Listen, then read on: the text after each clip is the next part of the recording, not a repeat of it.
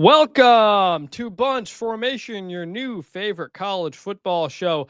I am Chris Vannini.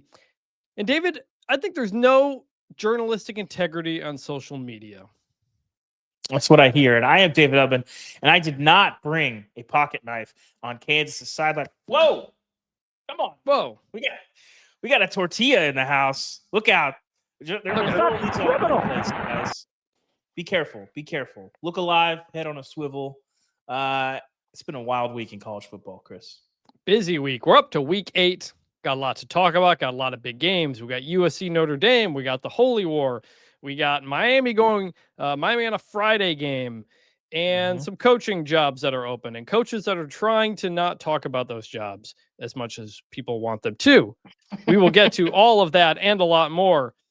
If you haven't checked out the show notes, we got timestamps in there if you want to jump ahead to various things. And we did get a comment on YouTube, actually, of someone who said, thank you for the timestamps. So you're welcome. That is by far the longest part of the editing process, is going through and doing that. So you're welcome for that. If you're listening to the audio version, you may have to jump ahead a minute or two because the ads get put in after the fact. Please send all your feedback, emails, questions, mailbag. We'll get to a mailbag pretty soon. Remember some guys nominations to bunchformationpod@gmail.com. And please give us a 5-star review on Apple or a 5-star comment on Spotify. We like to read those. And we have a few now that we can get to. So we will start with that. Chicken and Waffles 09 says, these guys know ball and talk it without trying to be hot take artists on some other shows. We all know to whom I refer. Yes. I honestly don't. I don't know who we're talking about here. It's Ralph Russo, obviously, the biggest hot take artist definitely in the game, our colleague. Actually, David, while we're recording, I forgot to put this in the doc. Jump into Slack. Under the pick section of the notes, give us our records. I forgot to put that in. I think we're tied again, but we will get to that. Yeah, we did. So we did tie again. It's kind of unbelievable. This is like 4 weeks in a row. Yeah, and we've been flipping on a lot of games. So last week we both went 6-3 along with our colleague Daniel Shirley, and we are both 37, 31, and 2 on the season. That's pretty good. Like, it is. Generally what they say, like 55% you're turning a profit, 60% you're making a living. I was hopeful to be above 500. I don't think I quite got there last year. So the picks have been pretty good. My strategy of just picking who I don't think is going to actually cover and then defending it on the show has served me pretty well. So, yeah. Yes, and we do try to be. We have been different on some of these, and it just keeps. We've been on the opposite sides of like several games the last few weeks, and I don't know. We keep splitting those, so yeah, we'll see. Anyway, back to a couple of Spotify comments. A lot of Spotify comments. It's interesting. We actually have more, I think, 5 stars on Spotify than Apple, but like 70% of the listenership is on Apple. So all you Apple podcast listeners, we can see you. Leave us a 5-star review. We'll shout you out on the show. We got a Spotify comment from Mike McCormick, who says, what other college football podcast will include analysis like, quote, he was making a mess to maker of some of these throws. Been following you guys for years, Chris, all the way back to the Only Colors days. God, I don't know what that is. That's the Michigan State SB Nation blog that I was running like a year or two out of college. And I finally had to rate 5-star for that line from Ubben. Iconic. Thank you, Mike. Yeah. And a comment from Jamie Rogers. Hey guys, love the old show and I'm loving this one. Your humor, insight, and takes about the sport are some of the best in the business. Want to say thank you, as your weekly shows are currently helping me cope with my cancer treatment. Keep it up. And as a Tennessee student, go Vols. Thank you, Jamie. And best of luck in your cancer fight. Beat it. Mm-hmm. We're all rooting for you. Everybody is there in your corner. Appreciate the comment. Glad we could help in the smallest ways of possible. Best of luck. Last one, we got a Twitter comment from Therapy Cat. Chris's problem is he's a rational being in an irrational world. Yours too, Dave. You're eccentric but rational. I think this is true, but I tweeted about this, and I think a lot of people agree with me. We won't go too far down this rabbit hole, but the sports bar epidemic in this country, oh boy, it's just insane. I don't know. Like, listen, if you're advertising yourself as a sports bar, to me, that is a a cornerstone of what you do. We are going to, I specifically seek them out if I'm on the road to watch games. And the distribution in these places is one of the most maddening things on the planet. It's like you just had an experience. You just had an experience last weekend, right? Well, I've been on the road for 2 weekends in a row covering noon games. So I've had to watch this. 2 weeks ago, I was at a place and their television was on ESPN News, which was not showing a game, obviously. I asked to change it. They said, well, that TV doesn't change. I almost, I'd already ordered food at this point. I couldn't leave. I was committed. I was down there watching it. Then I go to another place, which will remain nameless, this weekend in Columbia, Missouri. And we had TVs on Home Shopping Channel. There was a King of Queens rerun at one point. We had a couple that were on like a rotating ad for the upcoming UFC event. Wait. What is a King of Queens rerun going to do at a sports bar? You can't hear it. I don't know. I think maybe it was stuck on CW from some of the... I don't know. My point is, someone has to be monitoring this and get it in a distribution that makes sense. And then if somebody specifically requests a game, we can adjust. But anytime I ask someone to move a TV, it's this whole operation of like, well, I got to go talk to the manager. We don't know how to move this thing. What channel is it? What game are you trying to watch? Yeah, Tennessee, Arkansas. It's not like a obscure game. It's on ESPN, like the godfather of sports channels. What are we talking about? It's insane. We need somebody in these sports bars to grab the bull by the horns and say, you know what? I'm going to get a distribution that makes sense in our restaurant. And somebody's got to do this because this is a problem and we're letting it go by. We got to correct this. Listen, I'm about this. Last time I was at a sports bar to watch some games, it was with you at Texas A&M last year. And we had the iPads and the laptops up as well. I have a second laptop, so I can find games I want to watch. But the whole point of going there is that I don't have to worry about that I can just do it. I don't really care about the food. I need Wi-Fi to work and TVs and like sort of edible food. That's what I really need. So it's a problem. We need more from you sports bars. You need to be more like a dog. We don't need a bunch of cats in here. I can consult for a small fee. All right. And with that, it's time to talk about the news of the week. And for that, we go into the media scrum. That's why I don't read the newspaper. Because it's garbage. And folks, we have reached coaches not talking about other jobs season. We have had quite a few coaches. Now that Penn State's open, the floodgates are opening. Everybody's going to be asked about things. We had Matt Rhule. We had Fran Brown. We had Eli Drinkwitz. So we'll go through these one by one. I think the most notable one is Matt Rhule. The idea of him going to Penn State. He's from the area. He went to school there. And credit to Matt Rhule, who said this week at his Nebraska press conference, quote, I think I probably had a Penn State shirt on when I was born. I love Pat Kraft, and I'm really sad to see Coach Franklin go. You think about what he did for my alma mater. The program was in peril. Goes on to say, this is what happens when you win here at Nebraska. I'm not going to talk about those things ever. I'm not going to talk about my contract here. I'm going to talk about the team, but I absolutely love it here, and I want to continue to take the steps needed for us to turn this thing into a beast. Basically, then kind of goes on to say, we need to get more money for the roster. He also mentioned that his family can be in the stands at Nebraska and not have to worry about being harassed, and that matters, which was an interesting thing to say. Because I think, the clip of James Franklin walking off the field for the last time, if you didn't see it, he's going down the tunnel with his family. He stops. He has his family go like well ahead of him before he walks all the way down. And I can only imagine that was because he didn't want something to be thrown at him or whatever, and his family be there. So that was interesting. We had the infamous Quinn Snyder popcorn issue a few years ago. Yeah, you don't see a lot of stuff being thrown at coaches from time to time, but the potential's there going under the tunnel for sure. So, any thoughts on what Matt Rhule said? I thought it was pretty honest. I thought he handled it perfectly. Like, he admitted, of course, I do love Penn State. He also said, I'm not going to talk about it. But he also made sure to say, we got to find ways to basically get those $30-40 million rosters here in Nebraska, too. So, kind of navigated that pretty well. I'm a pragmatist at heart, so I think, if I'm a coach, you want to try and do what Matt Rhule did, which is improve your situation on all fronts here. Okay.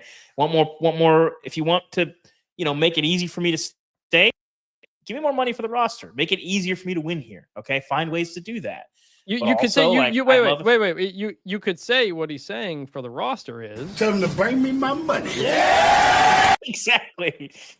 But also, I'm sure he has a lot of relationships at Penn State, obviously, with Pat Kraft. It'd be nice if they still appreciate it. But you can't be like, Penn State, I'd never go to that crap hole. Like, you obviously can't. I think that's what the fans would love to hear you say of, like, Penn State can't compare to Nebraska. And it's just like, that's just not how people operate in general. So I think there has to be a little bit of honesty. And we'll talk about some other situations later in a little bit. Yeah. But I think you have to be honest. You have to be yourself in these situations. But, you can't say, well, I'm going to be here forever. Or you can't say, I'm never going to take this. I think, at the end of the day, unless you are actually not interested in leaving at all, which I don't think anybody is, but even if you aren't, you're undercutting your ability to get an extension, these things that are on coaches' minds. And, I'm not saying that that's what Matt Rhule's doing, but ultimately, you kind of have to straddle the line because, it's possible. I think it's probably more likely than not that Matt Rhule ends up at Penn State. I think they're going to go to Cignetti. I think Cignetti's going to say no, and I think Rhule's going to take it. But I don't think he knows yet. And I think that's what drives fans crazy. Is I think the fans think that coaches know. They're actually focused on the season, and you can't really make that decision now. There's so many things, so many days, so much tape, so much game planning, all these things. The coaches don't know. I think there's players that know this time of year, I'm going in the portal at the end of the year. I don't think very many coaches know. I think if you're like a Tom Herman situation at Houston, or who's another good example of just obviously a G5, maybe Scott Frost at UCF. Scott Frost was different because they kind of made that deal during the season. Well, but I'm just saying, if you're at a small program and there's a big program, a really great job that is going to be calling your name, you might know in the back of your head, I'm probably going to take that. And that may or may not affect it. But I think in these situations, especially with Penn State, I don't think Matt Rhule knows if he's going to go or not. I don't know that Chris Cignetti knows if he's going to leave or not. And I think fans think they have it in the back of their head. And no one is offering you the job yet. Yes, either. Also that. They go through a process. They do their due diligence. They talk to other people. The agents make their pitches. There are a lot of steps in this. So and we'll get into this with the Drinkwitz thing. But and fans too. Nothing is really happening right now. Agents are making their pitches. They're trying to get on the phone with an AD to sell their guy. Yes. But I was with John Summerall last week at Tulane, and he was like, I don't think about other jobs until I get to the end of the season. I can't. Yeah. And I think a lot of coaches are like that. Another way to answer these questions is what Fran Brown did at Syracuse. So I had Fran Brown on my list of potential candidates for Penn State, explaining, hey, he's Northeastern guy. He knows Pat Kraft. He's done a good job at Syracuse. Could be a fit. And I don't know if this is on us as the people who sometimes put out these lists, or if it's on local people or fans or whatever. But sometimes that gets construed as to say this person is a candidate for this job. I am not saying that. I am not saying that Penn State is interested in Fran Brown. I'm saying he would be a good fit, and here's why. So Fran Brown gets asked this week about being on this list, essentially.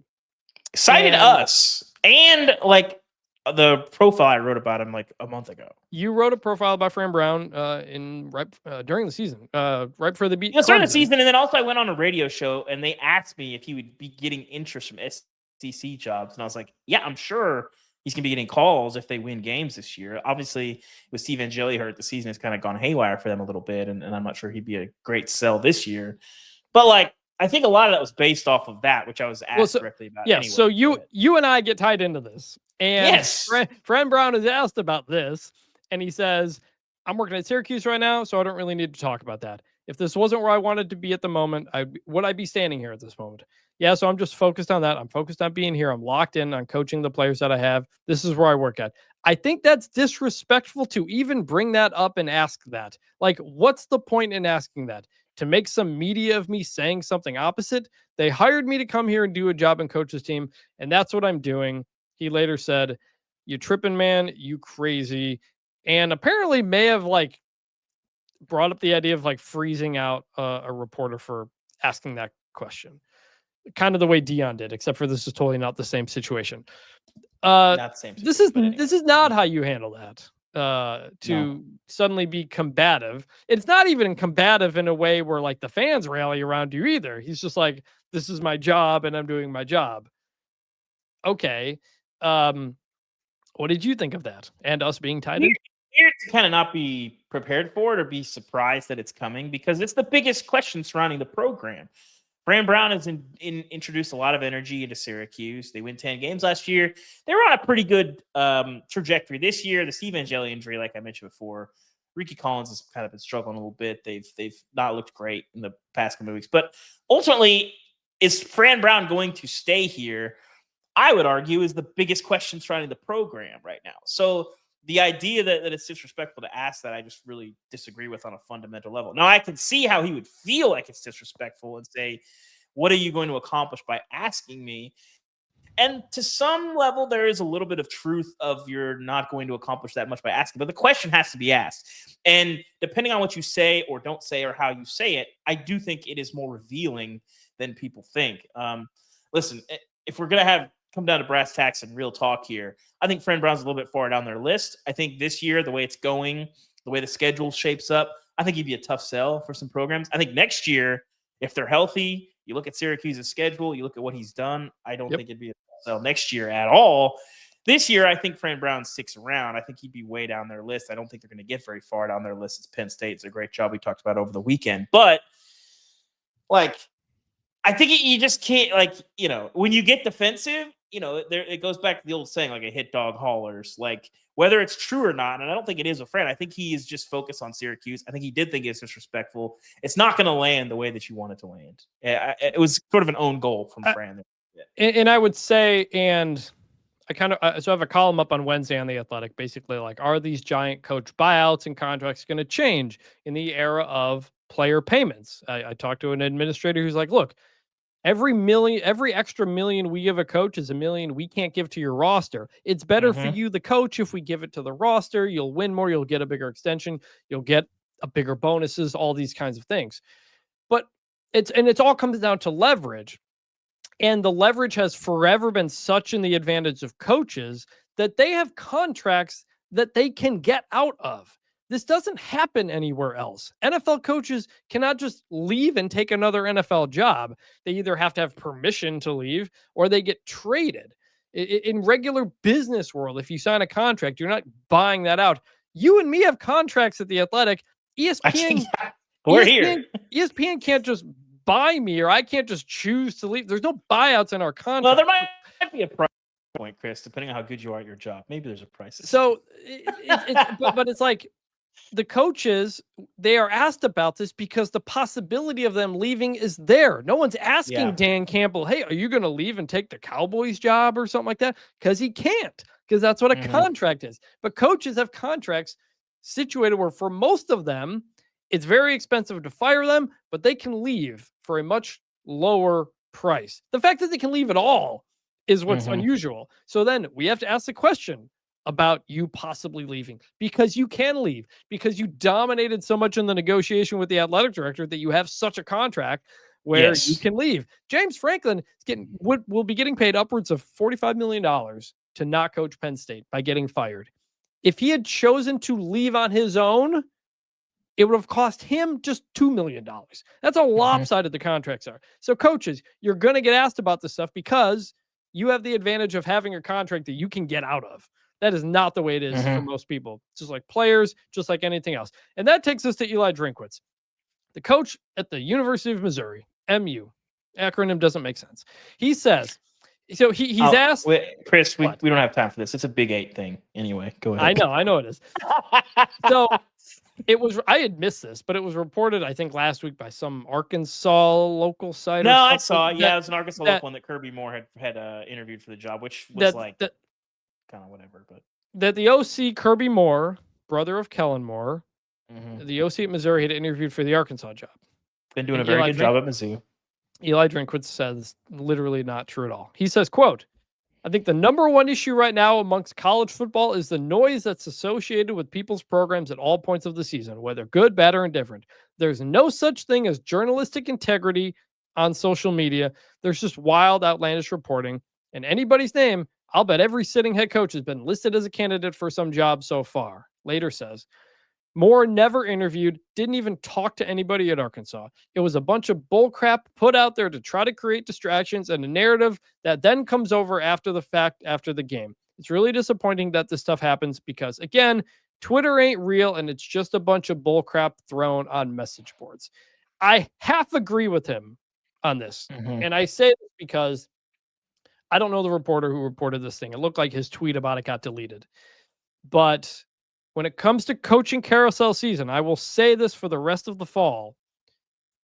If it is coming from a local radio station or a message board, it's probably not true. Not always, but probably not. There's a reason the same handful of people break all the coaching news all the time, because they and we have the relationships with the people who make those decisions and announcements are involved. And so a lot of stuff gets put out there that is not true. So Eli Drinkwitz is correct to be upset about that. But where I disagree is about, like, to what I said before, being named as a potential guy could fit for a job. That comes with the territory of what you're doing. We didn't really talk about him as much on the last show. The more the week has gone on, the more I've thought Eli Drinkwitz might be a really good fit for Penn State. Yeah, I feel like if it came to that, like, I think he's a better fit for some other SEC jobs, but like Penn State, if you whiff on Rhule and Signetti and you're sort of hitting restart, you could do worse than Eli. Let's just say that. You could argue Eli better than Rhule, for the record. You could argue it. Yeah, I think you could. I think the cultural fit and like we want to get our guy in there, I think is always going to be a pull. So I think that's always going to win out in situations like these. Like if but Matt, I think you could definitely from a results place, you could definitely make that case. Yes. If Matt Rhule didn't go to Penn State and wasn't from there and wasn't good friends with the AD, his fit would not be the same. That is the main part of that. Eli Drinkwitz is that he's a really good coach. He's always on the front end of things. He helped change the law in Missouri. They helped get the law changed to help NIL. It's a crazy law, by the way. advantage. I can't believe they got this stuff. Like, he's very forward thinking on that stuff. And he's doing it at a job that's like bottom third job in the SEC probably at this point. And yeah, probably. Yeah. You take that to Penn State where you're a top 3 or 4 job in that league. Like, yeah, it fits. Missouri's on the precipice of winning double-digit games for a third consecutive season. And that law that he got changed, by the way, says that you can only earn NIL money if you're a high school student in the state of Missouri, if you're committed to an in-state institution. Yeah. Well, how many big-time in-state institutions are there? And there's a second FBS program there now, but there's only one big one.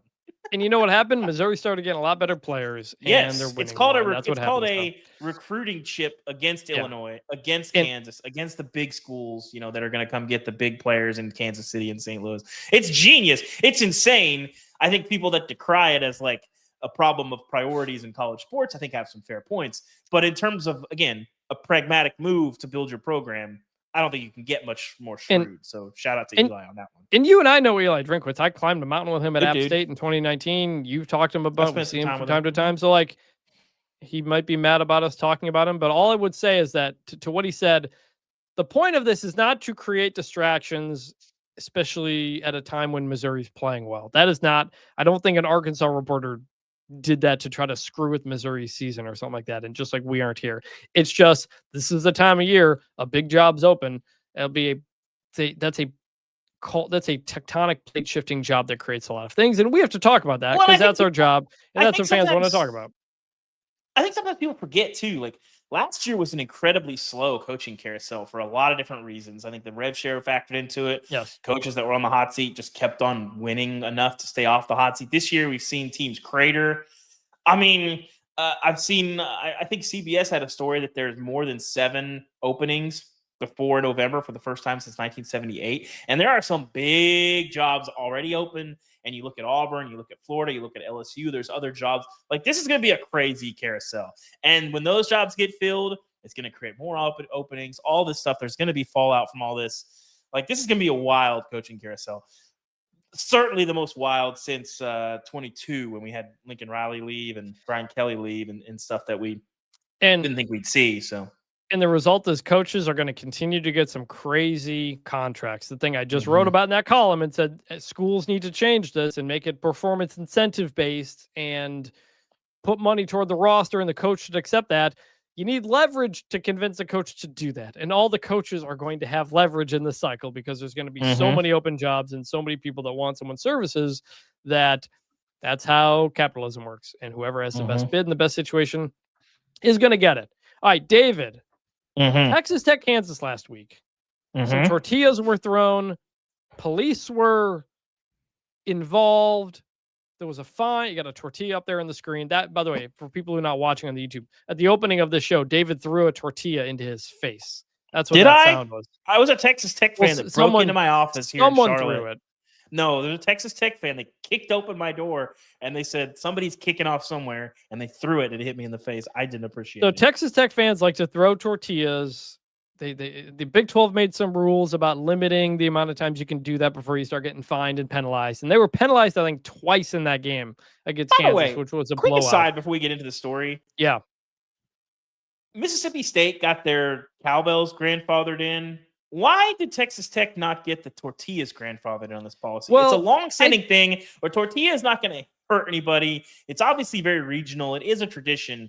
Like the cowbells actually affect the game. It makes Starkville a very loud place. The tortillas are just dumb. I don't know why they couldn't grandfather those in. I would say I think the rule that they made is like you get like 3 warnings before a penalty happens. It's 2 warnings and something else and then a penalty, I think. Yeah, so like there's a lot of leeway there. And for Texas Tech to get up to the second penalty part of the I don't know. I just think throwing tortillas, it's not garbage. It's not like angry. It's tradition. Like it's... You know how they sneak those things in too. So. I do. Every time I see a player that learns it, I warn them, don't eat the tortilla. But Lance Leipold, the Kansas coach, was upset about this after the game. And it had said a pocket knife had been thrown as well. And Big 12 made some fines on Wednesday. Okay, explain this. What do you think of this whole thing?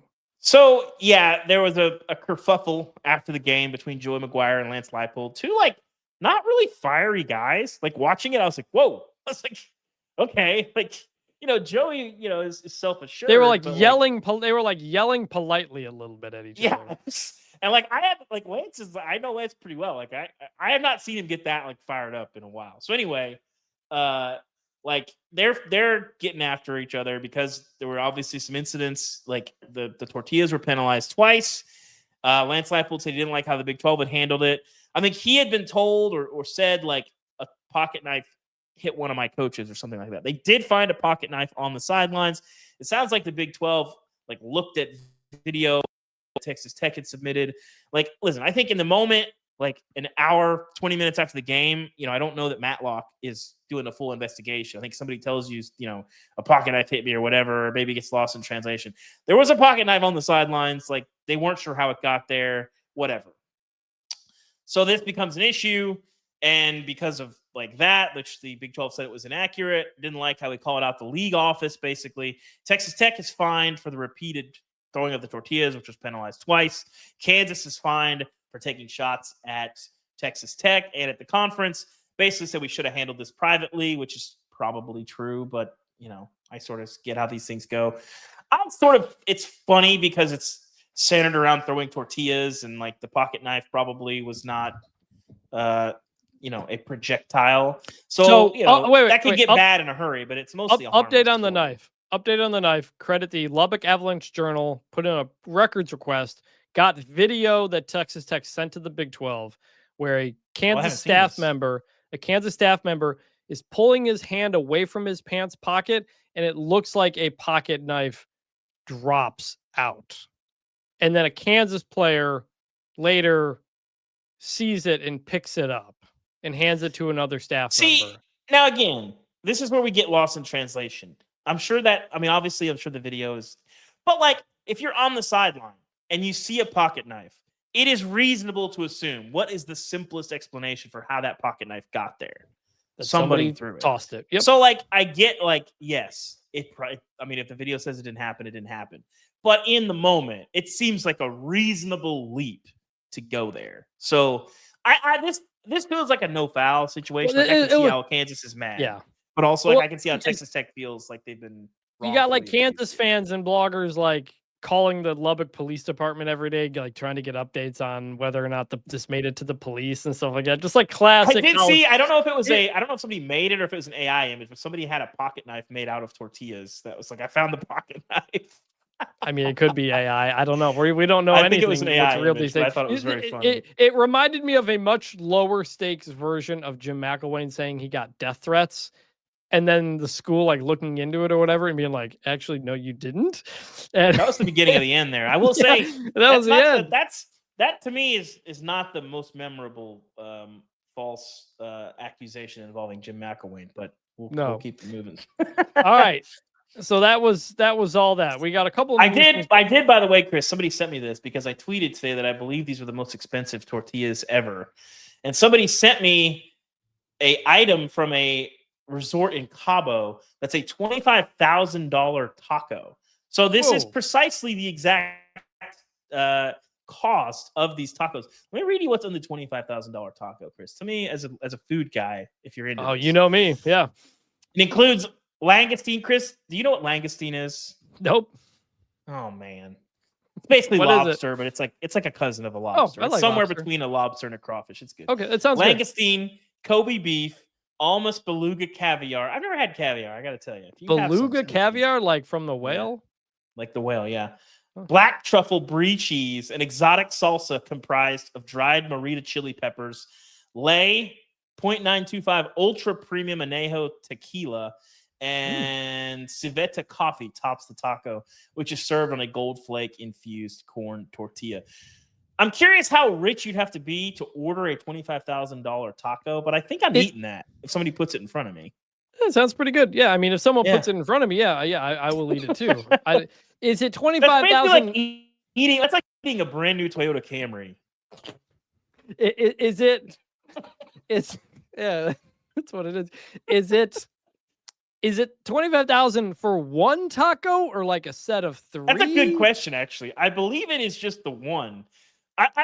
If I'm keeping it 100, I want to try this taco. Is it like street taco size? Or are we talking like burrito size? The picture that I'm looking at, it looks somewhere in the middle. I would not call it like street. Like if that was all you ordered, you're probably good.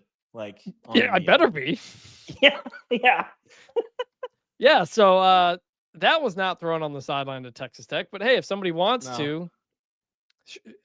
Do you think Cody Campbell would do it, right? Would Cody Campbell throw the $25,000 taco burrito on the field? I think he has to, yeah. I think he has to, too. What else is that money going to go to? More lobbying of Congress or something? I don't know. All right. And with that, it's time to get to what is once again a loaded week of games. It's time to get into the game previews. This is for all the Tostitos. How about some $25,000 Tostitos? That'd be something. All right, first game. I'm gonna save my rant for gold flakes and food for later. I have a lot of experience with gold flakes and food or thoughts on it. Anyway, let's keep it moving. Sure you do. Ole Miss at Georgia. Georgia, a 7.5-point favorite. Game is 3:30 Eastern, ABC. At the moment, it appears to be trending once again toward Trinidad Chambliss playing. I don't know what to make about either of these teams because a week ago, Ole Miss was struggling for 3 quarters with Washington State, and Georgia looked like it was dead at Auburn until a lucky as heck fumble at the goal line and some fake clapping timeouts turned the tide. And Georgia won. Like that second half Georgia performance, if you give me a game of that, I like Georgia, but not getting that every week.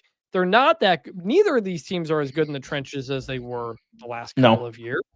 What do you think about this? I mean, I'm glad that Vegas agrees with me where they look at Ole Miss and are kind of like, oh, I like, listen, Ole Miss is 6-0. They've got some good wins. The Tulane win, obviously, they're probably their best piece, honestly. The LSU win. Well, I mean, LSU's like still I know, but top like 10 LSU is like it's not as good as people thought they were going to be. We'll get to them. Yeah. So, I think this goes back to what I was talking about with the Texas-Florida game a couple weeks ago, Chris, where, shocker, it's hard to win on the road in the SEC. And I don't think either of these teams are that good. Obviously, Georgia, a more talented team. They went on the road, and it was really hard. And they managed to win that game. I like Georgia here to win and cover. I think we get an Ole Miss exposure game. I think Ole Miss is, good, but you look at the totality of what they've done. They're in dogfights with Arkansas. They're in dogfights with Kentucky. They need a little bit of breaks late to beat Washington State, who's been dreadful this season. That tells me that you have a team that's 6-0 that's just not that good. And that's not to say they're not a good team. They're just not one of the 5 best teams. I think we get a Georgia exposes them here. Wins this game by double digits. I just don't think Georgia's that good either. They're not, but it's hard to win on the road. If this game is on a neutral site, I'd probably flip a coin here. It's probably Georgia by 3? Right, but I mean, but 7.5, you're getting a full touchdown there if you're Ole Miss. I'm picking Georgia to win this game, but 7.5. That's a lot for a game that I think could be low scoring. What is the over under for this game? The total is 54.5. So they think it's going to be medium scoring game. I'm going to go Ole Miss covers. You're giving me a full touchdown for teams that I don't think are that far apart. That's my reasoning. I think Georgia wins, but I think Ole Miss can keep it to a possession. So you're saying Sanford Stadium sucks. That's all I'm hearing. Yeah, not tough to play at all. Another huge SEC game. Tennessee at Alabama. Third Saturday in October. Yes, it is the third Saturday. It's not actually always played on the third Saturday in October, but Alabama is. No, it's not, because I got corrected by our editor Matt Brown one time when I was doing the best names, the best rivalry names story before the season. He corrected me that sometimes it has not that long ago too. I want to say in the last 10, 12 years, I think. So I don't think that's right. Whatever. Okay. Alabama 7.5 point favorite. Game is at 7:30 Eastern ABC. The night slate, by the way, is unreal. Get your multi-views out. Get your iPads out. There are so many big games going on at night. But we've got Alabama, Tennessee. Tennessee won this game, this ugly-ass game last year. Tennessee has not won at Alabama since 2003. What do you think? That's a Brody Croyle. Yeah. This could be a tough one. Ultimately, actually, real quick. Your Brody Croyle comment. We got a comment on Spotify. I forgot who it was, but they said someone knew Brody Croyle's dad and that he was a fun dude or something like that. So he was on the last Remember Some Guys segment. So I just wanted to shout out that comment we saw. I can't remember if we said it on the show or after the show, but I think Brody Croyle was a trailblazer in the Bama Bangs movement. Anyway, yeah. So Tennessee's been an interesting team this year. They were 89th in sacks allowed last year. This year they're 8th. And I think the offensive line was better last year. Their tackles, they had some issues, certainly. But they certainly had a better running game last year. And you look at that sack number, and I say, well, what's the deal? I think you look at Joey Aguilar's decisiveness. So, to me, though, I think this game comes down to Tennessee's secondary. And if we get a really good Ty Simpson game, I think it's going to be Bama wins this thing and covers. It's their 4th game in a row in 4 weeks against a top 20 opponent. Yep. But I got some time around Ty Simpson, obviously at the Missouri game on Saturday. And he doesn't have a filter, which is super interesting. Really? He was just he's going through the stat sheet. He's just saying what he thinks. And it's nothing scandalous, but you just hear quarterbacks generally sound like coaches. They speak in generalities, we just got to be better. We just got to be better. But he's, and I asked him, what did you see on that last play? And he's given a pretty detailed breakdown. He's we had a man in motion.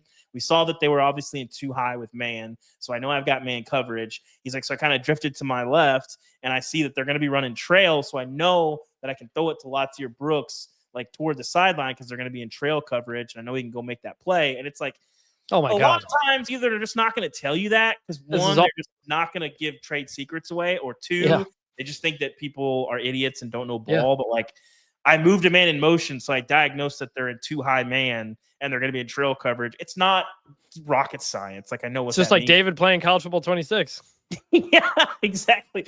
So like, I really appreciate that about Ty Simpson. And I think like, certainly he knows what he's doing. So, but I think ultimately this game comes down to Tennessee's secondary. I think Ty Simpson has a big day. And Chris, I don't know if you've heard this from me before. It's hard to win on the road, college football, especially in some of these big atmospheres. Big rivalry game here, but I think Tennessee, the defense lets them down here, and Alabama wins this game and covers. My only thing, like, I'm in on Alabama. I buy them. Even if they lose this game, I still think they're a good team. Yeah. I just wonder about having to get up time after time after time. Can you do it again? You've had the Vanderbilt game. You've had the Missouri game. Both of those on the road.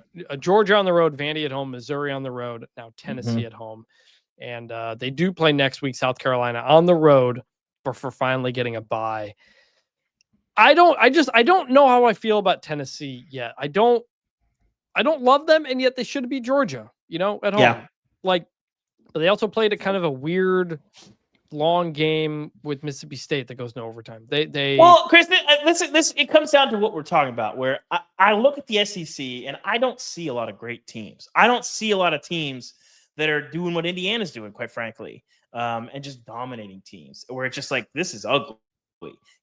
State walking in and just dominating teams. We don't see that in the SEC. And I don't think it's because of some magic, spell. It's that there's not a lot of great teams. And if you can get a team at home, like I think you've seen that time and time again this season, that home atmosphere is a game changer when there's two teams that are relatively equal and there's not great teams that are going to go and play dominating games on the road. And I think you're going to see that in this one. I mean, it's the same line as Ole Miss, Georgia, but I think but I'm picking Alabama to win. Can Tennessee keep it within a score? Maybe I cut my losses or minimize my losses and pick one home team, one road game here. I'm going to say Alabama wins because I think they're going to be able to score a lot.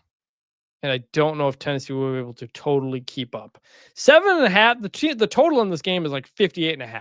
So it always opens the possibility of like a late backdoor cover, like we saw with Tennessee, Arkansas a week ago. I'll say Bama as well. I don't love that pick, even though I like the Alabama team. I just wonder, can you get up over and over and over again? This is at home, however. But I mean, Vandy should have covered at home against them too.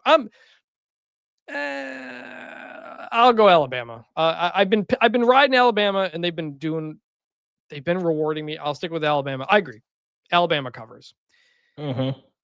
Big Ten-ish game of the week.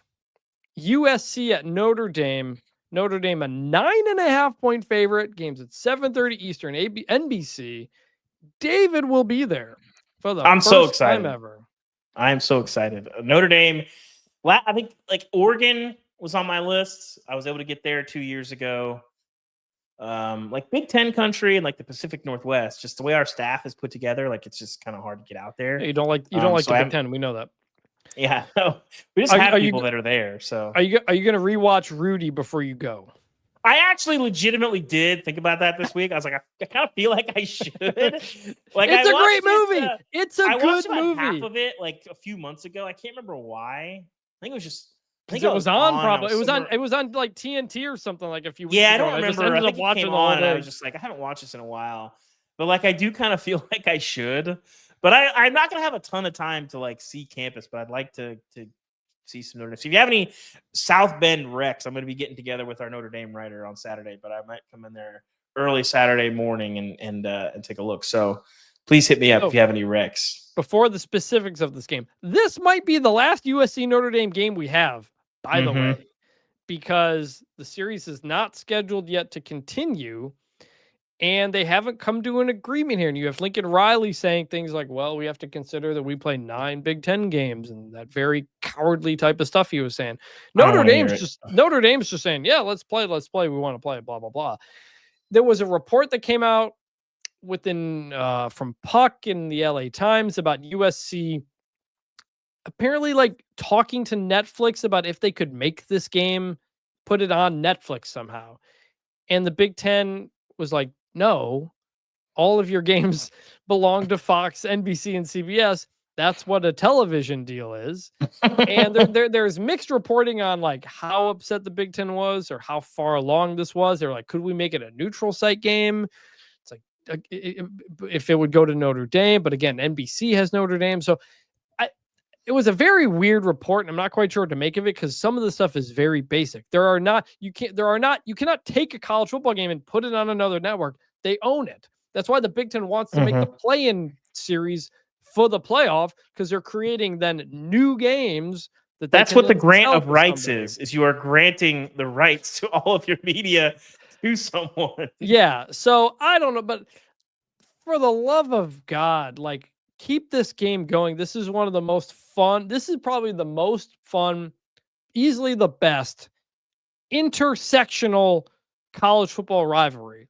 Most rivalries are within a conference or within a region. This is Midwest, West Coast, and they've been doing it forever. And they're two of the most historic programs there are. Haven't been as many classic games in recent years, but I saw highlights of the Bush Push earlier today. That was 20 years ago. For my money, one of the top 5 college football games of all time. Yes, it was on my list of the top college football games of all time that everyone hated. But, well, actually, most people liked it. Our staffers hated it. No, we like the list. We like the list. The problem was you didn't have. We had to get you to get some Big Ten stuff on there as well because you're an SEC homer. But I don't know what's going to happen. It would be an incredible shame for all of college football and everybody involved if USC Notre Dame does not continue. Of all the many things that have happened throughout college football over the last 5 or so years that are taking away the traditions, that are taking away the things that people are used to take away the things that people like to see.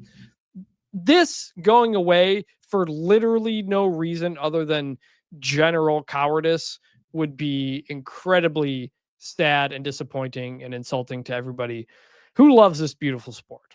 It's too hard is the literal reason. We've got like the SEC's canceling non-conference series because they're moving to 9 games and all this stuff. But like, this isn't a change. The USC has been playing 9 conference games for like a decade. They did in the Pac-12 too. It's stupid. It's stupid. All right. As for the game itself, USC as a 9.5-point underdog seems crazy to me. However, they are running out of running backs. Wayman Jordan, Eli Sanders, both injured against Michigan. Jordan's out for like a month. Eli Sanders, I think, out for the year. So USC was down to King Jackson, I think his name was, against Michigan. Look that up. Make sure I get that right. Had a big game against Michigan, and they also had to play Jackson. Bryce Jackson is the other guy who had to play. He scored a touchdown. He was notable because he was listed as out on the injury report, but he played, and USC was fined $5,000 for that happening. And USC's reasoning was like, look, we ran out of guys to play at running back. But he was like cleared apparently during the game. Both of you're out suiting up is weird. Right. Why if he is technically available, why is he not then questionable or whatever? Like you determined he couldn't play. You could still dress him and not play him, but they did. And you wrote the story about the injury reports, the availability reports, and how legit are they? They're largely there for betting purposes. That's a big deal. It's been pretty legit. We haven't had an issue like this. This is the first known time where somebody's violated this. So that's interesting. I don't think game King Miller. King Miller, that's the King Miller was the guy who had the big game, not Jackson. Jackson was Bryce Jackson. King Miller. So I don't think it's gamesmanship, and I don't think that it was like active deception. I think it was just like it is what it is. Hopefully USC's budget's okay after that $5,000 fine. Hopefully they can recover. I don't know. Well, they don't want private equity to pay for that. That's for sure. Like this is a tough game to pick. Like I like Notre. I like USC and what they've done. And 9.5 is a lot. It's a lot of points. I'm just worried. Like how different is USC without those running backs? They do have Lem and the receiver, 2 really good receivers who are playing very well. The total for this game is 61.5. So like we're thinking there's going to be a lot of points. And I'll take USC. I'll take USC straight up because I don't know if I fully buy Notre Dame yet, just because they really haven't beaten anybody of note. I think their defense figured some stuff out at Arkansas. I'm going to take Notre Dame and the points here. Both go Notre Dame. Yeah. They ultimately, I think they have a defense. I think CJ Carr is not that far behind Jaden Mayava. I think Notre Dame's defense better than what USC is going to be throwing out there. So there you go. So you're taking Notre Dame to cover the 9.5 they're giving up. Yes. Okay. And I will take USC. We're different on a lot of these. I like it. All right. Big 12 game of the week. Utah at BYU, 8:00 Eastern on Fox. Again, Utah, BYU, USC, Notre Dame, Tennessee, Alabama, all going up against each other. It's going to be nuts. Utah's a 3.5-point favorite. BYU is undefeated. Utah got destroyed by Texas Tech, but I think kind of with time, we maybe say, well, that might just be more Texas Tech. Yeah.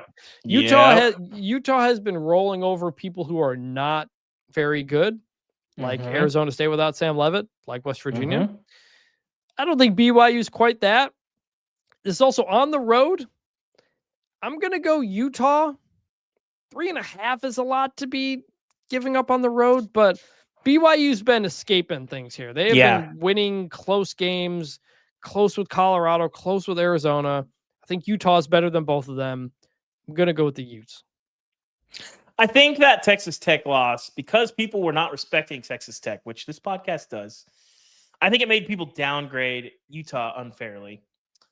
Utah's still been really good, and I think they're still the second best team in the Big 12, clearly, to me. And I think they're still that much better than BYU here. They've only given up 3 sacks all year. This offensive line has been what people think.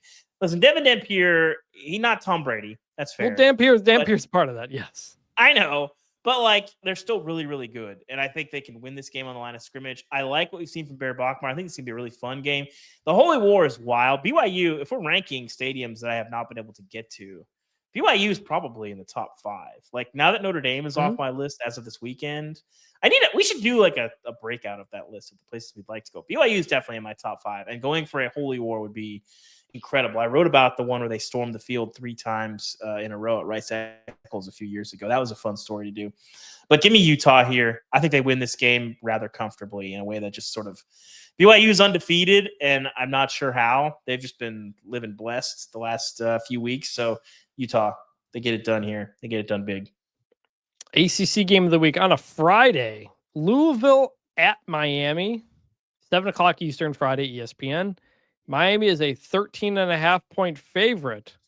The question I have for Miami is, It's got to stop that little inside trap.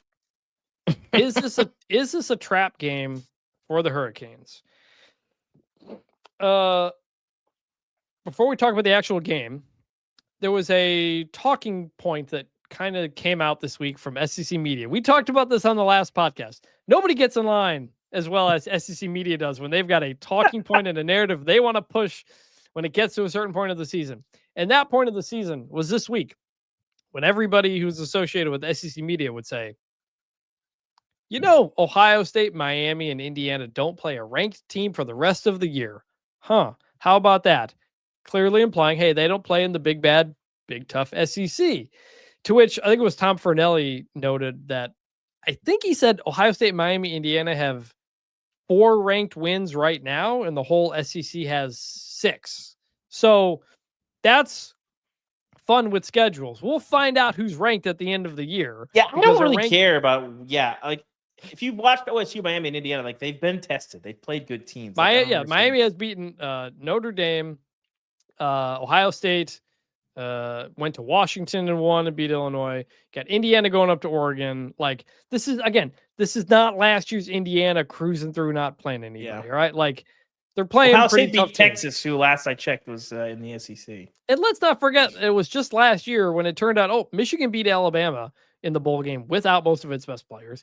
Illinois beat South Carolina. Like, so we're going to be doing this again. This is clearly be ready. This is the talking point that's going to come throughout the rest of the season, which is look at all the ranked games the SEC has played. Because here's the other thing. I think it's very possible the SEC just does not have a top 4 seed when we get to the playoff. I would say likely. They may all beat each other up. And if you get an undefeated Ohio State, Indiana in the Big Ten championship game, the loser of that's going to keep a top 4 seed, and then maybe an undefeated Texas Tech is up there, and maybe a Miami's up there. And suddenly the SEC doesn't have a top 4 seed. We need Indiana against an SEC team so bad in the playoff. Yes. We have to have it. I mean, we have to have this game. So just that is this year's talking point from the SEC. We will see. And we'll see how many teams are ranked at the end. I do think the SEC is the deepest conference. Yes. That doesn't mean they have all the best teams when it comes to the end. All right. As for this game, this is kind of a Miami, like, prove it to me like you've got it game, because Louisville is feisty. They have a really solid defense. They should have beat Virginia. They kind of threw that game away. Otherwise, they'd be undefeated. This game's at Miami. Miami's coming off a bye. By the way, Miami has gone bye week, Florida State, bye week, Louisville. They don't leave the state of Florida yet. They haven't left the state of Florida yet all year. This is at home. You know, Miami is sometimes primed to get upset and lose a game they shouldn't. You had Syracuse and Georgia Tech last year. I think this is the game Miami gets it done. Miami wins big. And we say, all right, this may be the Miami team that doesn't slip up where it's not supposed to. Yeah, I think this is one of those games where I think, you know, a quarter and a half in, we figure out what this is. Is this Miami trying to survive, or is this Miami flexing? I just think they're so much better on the lines than Louisville is. I think they're going to get after Miller Moss. I like Miami here. There's been some weeks where I've been riding a bunch of dogs, and this week, man, a lot of these favorites sitting at home, I'm all about them. So give me Miami in the points here. I'm laying them down. Another huge ACC game here. Georgia Tech at Duke. Duke, a 1.5-point favorite. This game is at noon Eastern on ABC. Winner of this game has a pretty good path to the ACC championship. Both of them 3-0 in the ACC. By the way, so big one. I realized Duke was 3-0 in the ACC. That's interesting. Yeah, because they lost that game to Tulane and lost to Illinois, and everybody kind of forgot about them. But I forgot about them. And you look at Darian Mentz's numbers; he's playing very, very well. And Georgia Tech still lacks a big win. They beat Clemson, but then it turned out maybe Clemson wasn't all that great. And we like Haynes King and all the things that they do. I wonder if like Mensa just kind of goes off here. It's on the road. Possible. What's your pick? I like Georgia Tech bully ball here. I think again, games are decided on the line of scrimmage. Georgia Tech is just a pain in the butt to play. Georgia Tech reads to me a little bit like a similar challenge as Illinois, and Duke, didn't really acquit themselves well in that game. So give me Haynes King and the boys. Get him a full body cast after this one, because it's gonna be running a lot. He's gonna be winning. Well, let's hope Duke doesn't turn the ball over 8 times or whatever like they did against Illinois. That would go a long way. I'm going to go Georgia Tech just because I don't trust Duke yet. Yes, and I don't trust Georgia Tech. I trust Brent Key's track record. If you give me one game here, I'm going Georgia Tech. So that's the pick. LSU at Vanderbilt, noon Eastern, ABC. Vanderbilt, a 2.5-point favorite. Now, you wrote in the notes here, Vandy favored versus a ranked opponent for the first time since 1978. That is accurate. I mean, they've favored versus a top 10 team is like even longer, I think, right? I believe so. I couldn't tell you exactly. What do you think? What do you think about this game? LSU's messy, man, and the Garrett Nussmeier injury still looms large for me. I like Vandy in this one. Ultimately, Vegas seems like they're begging you to take LSU. LSU's certainly a lot more street cred, but when you've watched, when have you watched LSU this year and been like, oh yeah, like these guys have it? Versus you watch Vandy, they're beating the crap out of South Carolina, they're beating the crap out of Virginia Tech, they're going toe to toe with Alabama. Like, I've been way more impressed with what Vandy brings to the table, but this is one of those games where people can't get away from the recruiting stars. They can't get away from the logos and the jerseys and the stadiums and all that stuff. Vandy's been more impressive than LSU. I think that continues in this game. They win it. That 1978 Vanderbilt team went 2-9, and the previous year's team went 2-9. They opened the year with number 2 Arkansas. That must be the game they were favored in. I don't know why they would be, or maybe couldn't tell you. Alabama. I don't know. Whatever that number, wherever you got that number, that's bizarre. The vibes around LSU are just bad. Even though they're top 10, even though top 10, okay, are, but they're ranked, they are ranked number 10. They are in the top 10.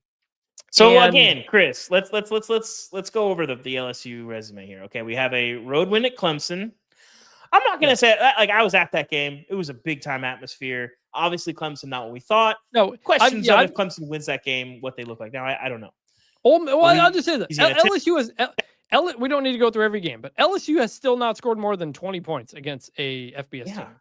And they got 5 interceptions from DJ Lagway. Won that game by 10 points. Well, no, they got 20 against Ole Miss. They got 20 against South Carolina as well last week in an ugly game. But like, and Nussmeier is like, he looked better, but he's also like taking a lot of hits still. I'm gonna go Vanderbilt as well because I think everybody's kind of waiting for LSU to kind of fall apart because the rest of the schedule after this is Texas A&M, Alabama, Arkansas, Western Kentucky, Oklahoma. So good luck. Big games coming up. People are waiting. I think they have a big game right now. And it's a big game right now. I'm going to go Vanderbilt as well. Washington at Michigan. Noon Eastern on Fox. Big noon. Michigan a 6.5-point favorite. Michigan coming off the loss to USC. Washington is not good in the trenches. And I do wonder if Damon Williams is going to be running for his life a bit. But I like Washington's ability to score. I like the skill players. I like their abilities to make things happen. I probably pick Michigan to win the game, but give me 6.5 points. I'll go with Washington. Yeah, although I will note, by the way, this is a 9 a.m. body clock game for Washington.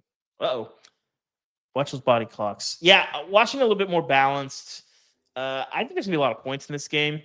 So yeah, I'm with you on this. I'm going to take Washington with the points. I would like to put a little sprinkle on them to win that game straight up, but I'll go Michigan wins, but Washington covers. Oklahoma at South Carolina, 12:45 Eastern on SEC Network. Oklahoma a 5.5-point favorite. You've got here in the notes that Oklahoma is -7 in turnover margin. That is 130th nationally. As good as the defense has been, they have not been forcing turnovers. And John Mateer threw 3 interceptions in the last game. What do you think about this game? Dangerous game. South Carolina, very bad vibes as well. But the Mike Shula Lenore Sellers marriage has not gone well. We're in like Federline Spears territory on this one. Oh boy. So I don't know how South Carolina scores in this game, quite frankly. Like, not as in like they're going to get shut out, but if they scored more than 17 in this game, I would be shocked. I think Oklahoma can score enough to get the win here. And the cover, I think it's like a 24-13, 20-13 sort of game here. Oklahoma wins and covers just because they just strangle South Carolina's offense. I do think when we talked about John Mateer and the performance against Texas and the thumb injury and all that stuff, we talked about could he grip the ball, the thumb got cut, all these things. I think something we all kind of overlooked was that he wasn't cleared to play until Thursday. That means he wasn't practicing for like 3 weeks. Huge deal. Huge deal. That's a big deal. And presuming he has practiced this week, I think we get a much better John Mateer in this one. Yeah. I'm going to go Oklahoma wins and covers as well. But if Oklahoma loses this one, then the gauntlet comes. Yep. Then you start to wonder for Brent Venables, is this suddenly going to go in a very, very bad direction? But I'll give Oklahoma another chance. I will give them this week as well. Back to the Big 12. Texas Tech at Arizona State, 4:00 Eastern on Fox. So it's a 1:00 local kick. Texas Tech, a 7.5-point favorite. It appears as of recording, Sam Leavitt is still day-to-day. They're coming off that blowout loss to Utah. Texas Tech coming off its blowout win against Kansas, full of tortillas and not pocket knives and all. David, you've been the Red Raider proponent on this podcast. What do you think? I think if Sam Leavitt plays, Texas Tech covers this close. If we're going back down the Jeff Sims expressway, Texas Tech wins this thing by like 20. By the way, did you see Kenny Dillingham's treatise on getting out-coached this week? I did. It was he basically said, like, his definition of getting out-coached is, like, if anything goes wrong and the player does something wrong, that's on the coaches for not preparing them properly. Basically, like, put all the blame for everything that goes bad onto me is essentially what he said. And I think it really Belichick? exactly. And compare that to what you see from other places and Bill Belichick and the like. And I think, again, we've said this before, but one of the reasons Kenny Dillingham really connects and I think gets the buy-in from his players is because they know he has their back. When they lose that Texas game in the playoff last year and that blitz is called and they don't check out of it after Quinn Ewers makes a check, Kenny Dillingham put it on himself and said, that's because we didn't do something right in the coaching. We should have gotten that right. And it's like, it feels like a little thing. It sometimes feels like a cliche thing, but then you see other coaches who do throw players under the bus. And it really is a difference. And I wrote a story last week in The Athletic about the coaching tree. That my first trip for The Athletic in 2017, I go to Memphis to see Mike Norvell. And on that staff is Mike Norvell, Dan Lanning, Kenny Dillingham, Ryan Silverfield, and Chris Ball, who'd become a head coach as well. All those guys head coaches. As of last week, they were all top 25 head coaches. Not this week because a bunch of them lost. But you really, I kind of, and the story was like how a coaching tree happens, how you become a head coach and how they all learn from each other. And they've always loved Kenny's ability to relate to players and him just not kind of being a BSer. And he's upfront about things. And I think that was a really cool way for him to do that. That said, I think they're going to get out coached a lot this week and Texas Tech wins. Yeah, I mean, I think the reality is that they don't have a good enough option if Sam Levitt gets hurt. And I think there's a million reasons for that. In 2025, who's got a good backup quarterback option? There's not very Texas many. Tech does, actually, because Wilhelm came in again last week and played well. And he may be the guy. There's not very many, okay? And so, you get your guy go down, and like we've seen a lot of Jeff Sims. I've seen Jeff Sims in person, I think twice. Don't love it. And it was rough last week against Utah, and Texas Tech is better. So if Sam Levitt plays, Arizona State maybe got a puncher's chance on the road. Tempe is a tough place to play, but I think Texas Tech wins and covers this regardless, but they cover it. But I mean, if Sam Levitt's not playing, that line's going to get up to like 11, 12 points, I would bet you. Yeah.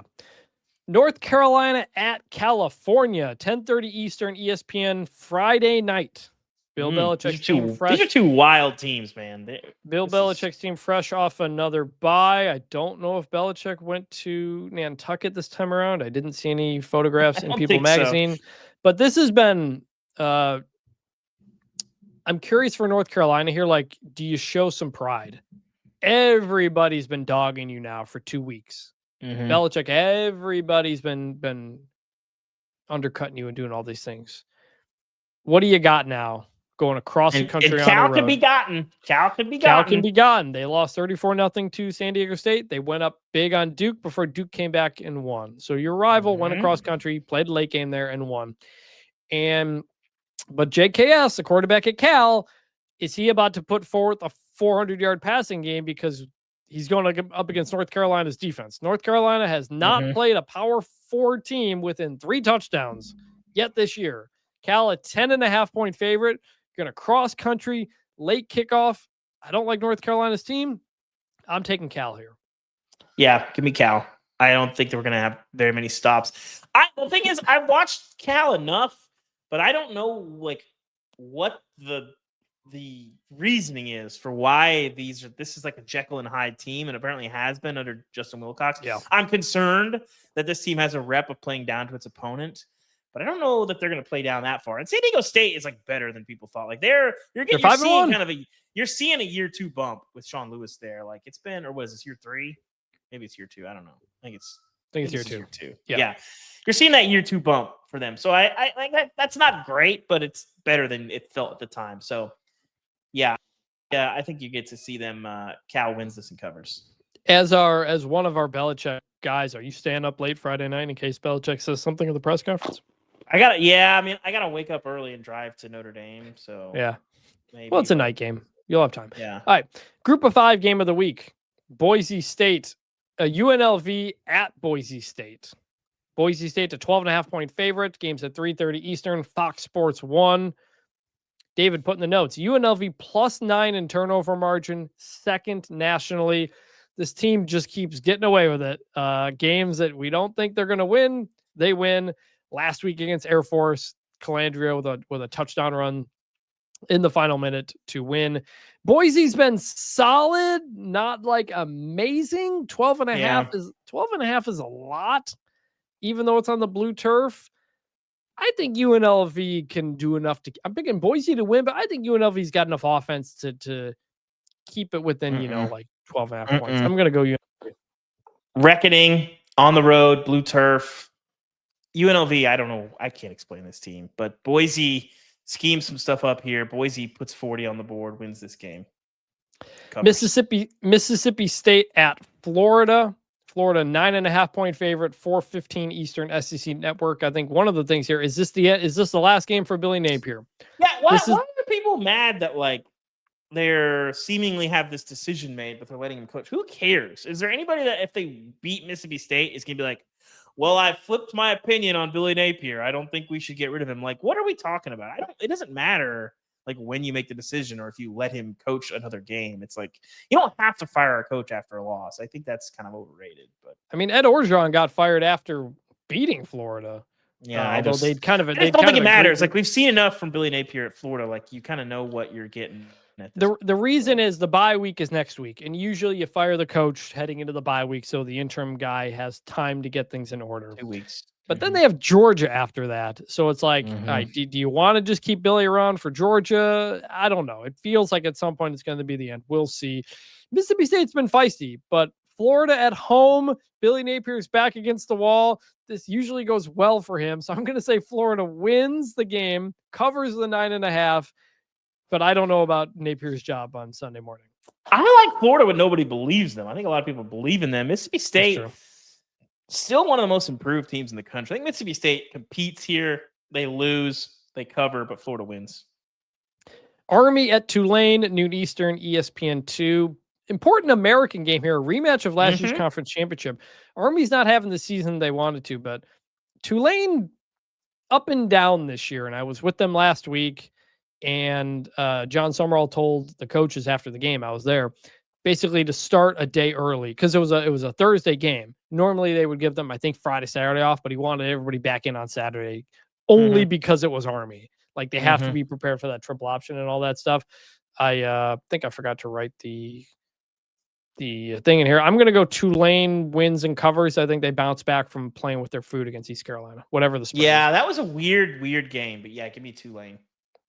Spread is Tulane by 9.5. Actually, that is kind of a lot. Army's not very good. I'll go Tulane. And Tulane's really good on the line of scrimmage. This feels like the old Georgia Tech Clemson games where it's just like, Georgia Tech throwing a curveball. It's like, oh no, they're really good up front. They're gonna bully you. Big Sun Belt game, Old Dominion at James Madison. JMU a 1.5-point favorite. Game's 3:30 Eastern, ESPN-U.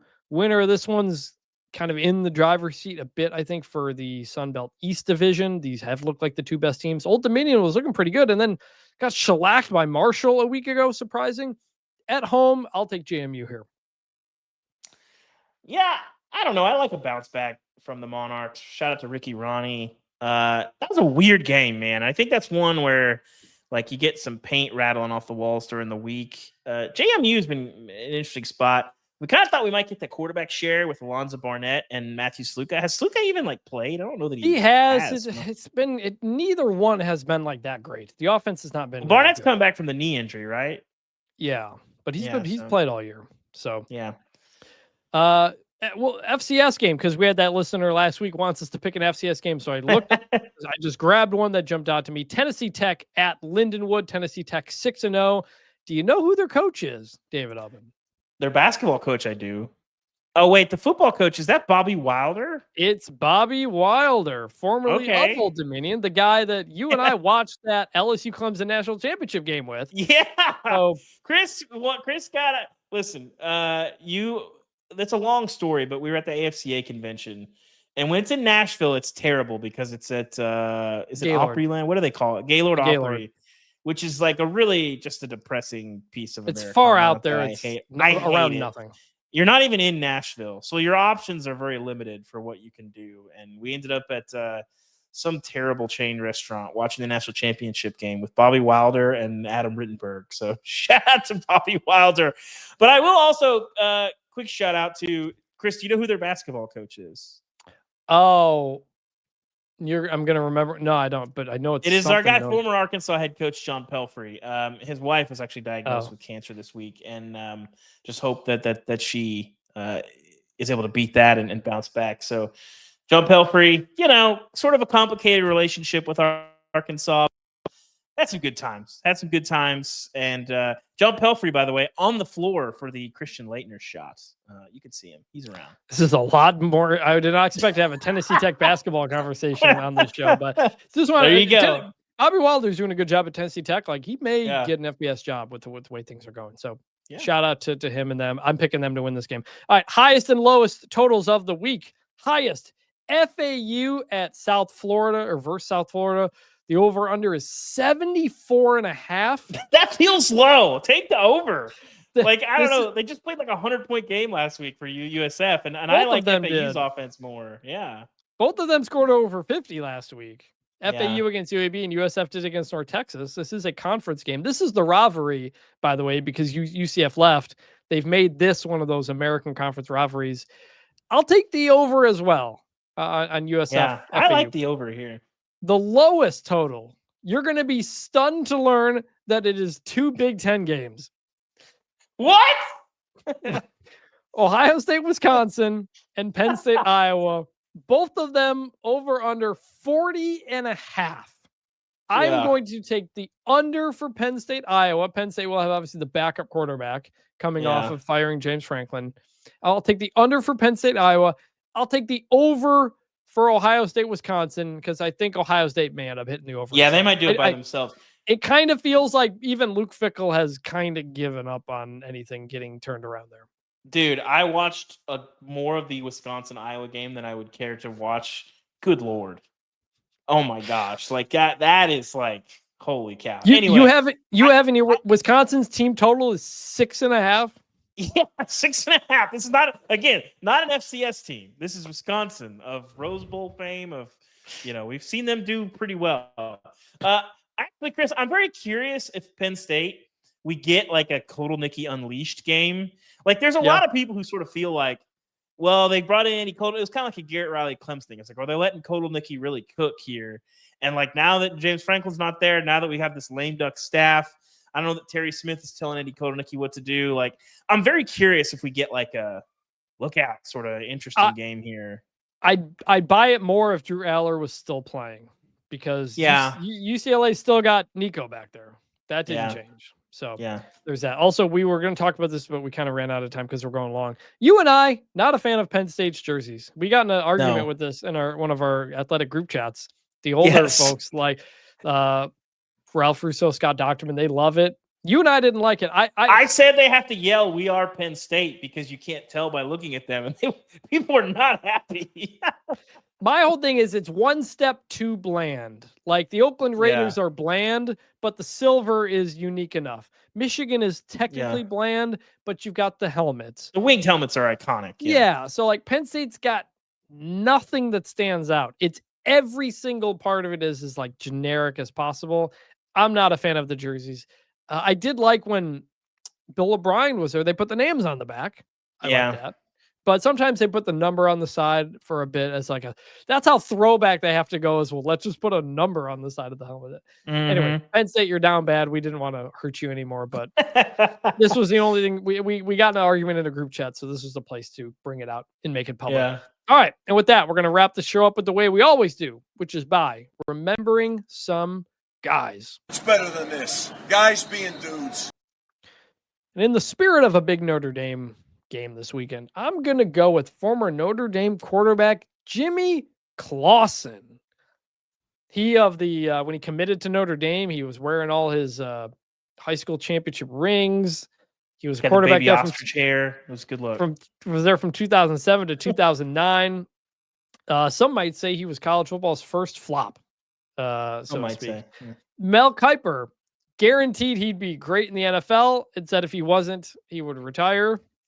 Bell Tucker still doing his thing. Jimmy Bill Clausen Kiper. for a Bill long Tucker is time. not doing his Very thing much. still. Jimmy Clausen not doing his thing, but he ended up by the end of his run. Like that was when Notre Dame went on a big tailspin, and it wasn't all his fault. He was ultimately fine at Notre Dame, but he came with this promise of like 4 national championships and all these things. He's coming on the heels of Brady Quinn and Notre Dame getting back up, and it just went down poorly. So Jimmy Clausen gets maybe more heat than he deserves just because he didn't live up to all the hype that was there. But I remember him because he was the Notre Dame quarterback when I was at Michigan State. So I watched him play when I was in school a few times. Jimmy Clausen, we remember you.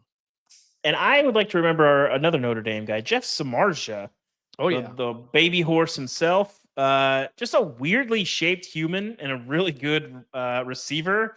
Who eventually ended up playing for the Cubs. Do I have that right? Not a baseball guy. He played quite a while in MLB, which is my understanding crazy. is that he switched to baseball at some point. I really enjoyed watching him as a receiver. The hair flowing, it was a good vibes from Jeff Samardzija. One of my favorites. And we also don't talk enough about how they had a guy named Golden Tate who played for Notre Dame. Oh, yes. I mean, obviously. No, you're doing the thing again where you're adding new guys to the. I'm just saying I was thinking about receivers, and I was like, that's kind of crazy that they had a guy named Golden playing for them. But anyway. So the one game I covered at Notre Dame Stadium, 2009, Michigan State plays there. Golden Tate catches the touchdown pass from one Jimmy Clausen into the corner of the end zone. And they used to have the opposing band right there on the sideline. Yeah. And Golden Tate jumps up and like swan dives into the Michigan remember State that band. I covered that game. And I remember thinking, like, did he just like dive into the band on purpose? And it turned out he did. But as you go to Notre Dame this weekend, I'm 99% sure they no longer put bands on the sideline anymore. Because there was already famously like no room on that sideline there. Yeah. And so you won't get to see it even more crowded, but that happened. Well. Jeff Samardzija, we remember you. And nomination here from listener Brett Short, who says, Chris and David, so glad to hear that you've received plenty of Remember Some Guys nominations. A friend of mine, an Auburn fan since birth, recently took his own life. I've been looking back at all the games we had watched together over the past 20 years and was trying to narrow down the quintessential Auburn player that was somehow capable of making an incredible play or absolutely crashing out. Came up with running back Ontario McCaleb, who we lovingly and agonizingly nicknamed Fumbles. That feels mean, but okay. Tell your loved ones how much they mean to you. I'll lay off the nominations for a while. Keep up the great work. Brett, thank you very much for the nomination. Very sorry for your loss. And I would agree, yes. Tell your loved ones how much they mean to you, or don't in the case of Ontario McCaleb, I guess. I do remember him. I definitely remember him. Pretty good player. I don't remember him fumbling a lot, but I remember him having some good plays. So there you go. Yeah. Brett, thank you very much. Hope you Thanks, are doing okay through everything. So an emotional episode here. It's been a lot of fun. We will not have an after dark on Saturday because David will be at the game. I should have said this at the beginning of the show, but we appreciate all the emails and people talking about the things that they're going through, and any hearing that we play any little type of role in just helping somebody get through something, whether it's cancer or something like that, really honestly means a lot. We read every email we get, every comment. I go through them all. I have a bunch in the doc that we just haven't gotten to yet, but we will get to all of them. Really appreciate everybody who's been listening and coming along for the ride with us on this podcast. David, enjoy Notre Dame. I will. I will be on my couch. It's going to be another fun day, especially night of college football. So for David Ubben, I'm Chris Vannini. We will talk to you on Monday. And please bring back the tortilla chain, please. Got to.